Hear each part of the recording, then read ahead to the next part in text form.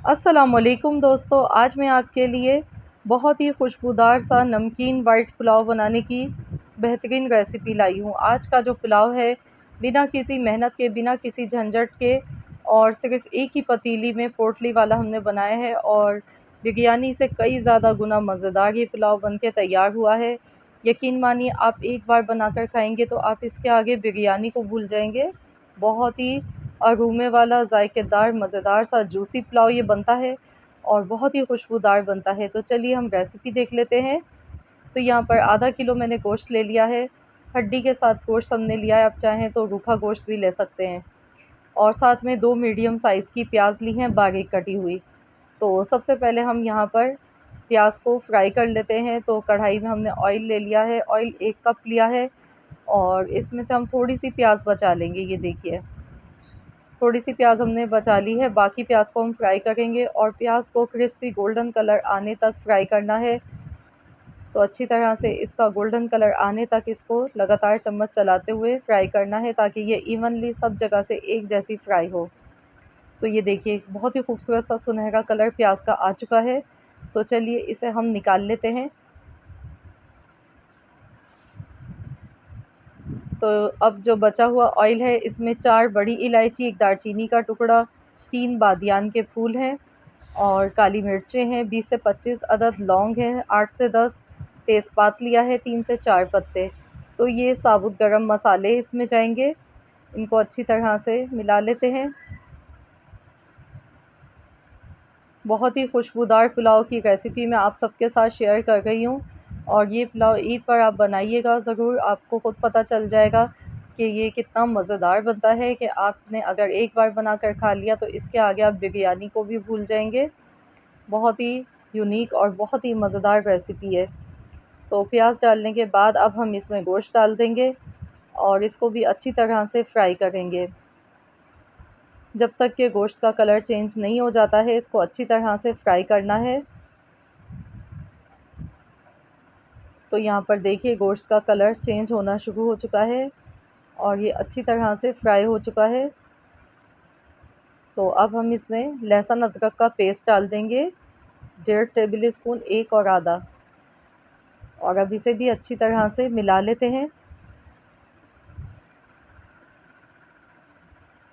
1 से 2 मिनट तक लहसुन अदरक के पेस्ट के साथ मज़ीद गोश्त को पका लेते हैं इसी तरह से।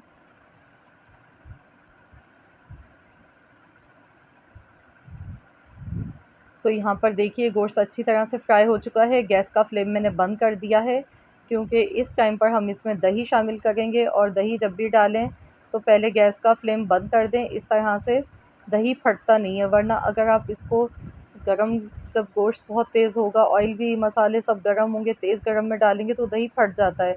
तो दही डालने का जो वीडियो में क्लिप था वो मिस हो गया है। तो यहाँ पर मैंने 250 ग्राम इसमें दही ऐड किया है और साथ ही में अब हम इसमें नमक डाल देते हैं हस्ब ज़रूरत। 1 चम्मच मैंने अभी डाला है, बाकी हम यखनी में चेक करेंगे तो बाद में डाल लेंगे। तो यहाँ पर हस्ब ज़रूरत पानी डालेंगे कि गोश्त गल जाने के बाद भी इसमें 1 लीटर के करीब पानी बाकी बचा रहना चाहिए। इतना पानी, आपने खुला पानी इसमें डालना है। अब हम पोटली तैयार कर लेते हैं। तो इसके लिए मैंने 1 साबुत प्याज ली, इसको इस तरह से मोटे-मोटे टुकड़ों में काट कर लिया है। अदरक 1 इंच का टुकड़ा है, लहसुन हमने लिया है 10 से 12 जवे और साथ ही में सौंफ है 2 टेबल स्पून, 2 टेबल स्पून साबुत धनिया है, 1 टेबल स्पून साबुत ज़ीरा है। तो ये तमाम मसाले पोटली के हमने, जो मेन बेसिक मसाले होते हैं, वो ले लिए हैं। गरम मसाला ऑलरेडी हम पहले ही पुलाव में डाल चुके हैं। तो इस तरह से हम बनाएंगे कम बजट में और बहुत ही मज़ेदार। तो यहाँ पर देखिए, अब मैंने ये नेट का कपड़ा ले लिया है और ये तमाम मसाले हम इसमें डालेंगे और इस तरह से इसको हमने फ़ोल्ड करना है। अच्छी तरह से इसको इस तरीके से हमने पोटली की शक्ल में बनाना है और एक कोने से इस तरह से इसको हम टाइट करके इसको गिठान लगा देंगे, ताकि ये खुले नहीं। और इसे अच्छी तरह से 2 से 3 गिठान हम लगा देंगे। ये देखिए, इस तरह टाइट करके मैं गिठान इसमें लगा गई हूँ। तो ये पोटली हमारी इस तरीके से देखिए बन के बिल्कुल तैयार हो चुकी है। तो यहाँ पर अब हम देख लेते हैं पुलाव का जो हमने पानी डाला था यखनी का। तो यहाँ देखिए, इसमें बॉयल आ चुका है पानी में। तो अब हम इसमें सेंटर में ये पोटली रख देंगे इस तरह से और बिल्कुल हल्की आंच पर हम इसे पकने के लिए छोड़ देंगे 1 से 1.5 घंटे के लिए, या फिर जब तक पका लें जब तक इसमें गोश्त अच्छी तरह से गल नहीं जाता है। तो यहाँ पर मुझे टोटल 1.5 घंटा लगा था इसको पकाने में। तो चलिए हम खोलकर देख लेते हैं। तो यहाँ पर मैंने बीच में भी चेक कर लिया था, गोश्त यहाँ पर बहुत अच्छी तरह से गल चुका है और यखनी हमारी बनके तैयार हो चुकी है। तो अब हम क्या करेंगे, जो पोटली है इसको हम इसमें से हटा देंगे और इसे हम निकाल लेते हैं इस तरह चिमटे की मदद से पकड़ के, और प्लेट में रखेंगे। इसको ठंडा करेंगे, इसको भी ज़ाया नहीं करना है। मैं बताऊँगी आपने क्या करना है। जब पोटली थोड़ी ठंडी हो जाए तो आपने इसको अच्छी तरह से निचोड़ना है। इस तरह से अच्छी तरह से प्रेस करें, क्योंकि तमाम जूसेस और जो फ्लेवर है वो इसी में। तो आपने इसको ऐसे ही फेंकना नहीं है, इसको अच्छी तरह से आपने इसका जितना भी जूस है वो निकाल लेना है। खूब अच्छी तरह से इसको दबाते हुए आपने इसको इस तरह से, ये देखिए कितना सारा देखिए जूस निकल के आ गया है। तो ये तमाम इसका जितना भी फ्लेवर है वो पोटली में है पुलाव का। तो इस तरह से आप इसे निकाल लीजिएगा। तो थोड़ी ये ठंडी हो जाए, उसके बाद जितना आप बर्दाश्त कर सकें हाथ से, तो उतना ही गर्म में आपने ये स्टेप करना है। तो ये देखिए मैंने इसमें डाल दिया है पुलाव में। और अगर यहाँ पर आपको यखनी थोड़ी कम लगे तो आप मज़ीद पानी बढ़ा लीजिएगा। नमक मैंने चेक किया तो कम लगा मुझे, तो मैंने मज़ीद और डाला है।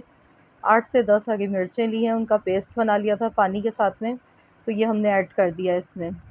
क्योंकि इसमें कूटी हुई ना पिसी हुई लाल मिर्च हमने डाली है, इसमें सिर्फ हमने हरी मिर्च का इस्तेमाल किया है थोड़ा सा फ्लेवर बढ़ाने के लिए। और अब मैंने यहाँ पर बासमती चावल लिए हैं जो कि 750 के ग्राम है, यानी कि 3 पाव बासमती चावल हैं। इनको अच्छी तरह वॉश करके आधे घंटे पहले मैंने भीगने के लिए रख दिया था। तो चावल हमने यहाँ पर इसमें ऐड कर दिए हैं और अब हम इसे कवर कर देते हैं। 2 से 3 मिनट के लिए इसे ऐसे पका लेते हैं।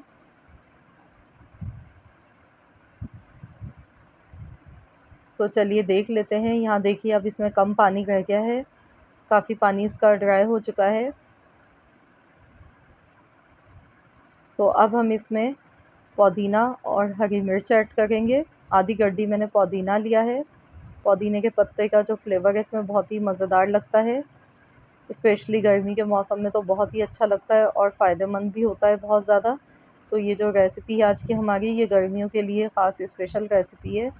बहुत ही मज़ेदार भी है और बहुत ही फ़ायदेमंद भी है। तो बस इसे मिक्स कर लेंगे और अब हम इसमें ऊपर से तली हुई प्याज गार्निश करेंगे और उसके बाद हम इसे दम पर लगा देंगे। तली हुई प्याज मैंने थोड़ी सी बचा ली है और कुछ मैंने ऊपर से गार्निश कर दी है इस तरह से। तो बस इसे दम वाली आंच पर 10 से 12 मिनट के लिए हम रख देते हैं, उसके बाद हम चेक करेंगे।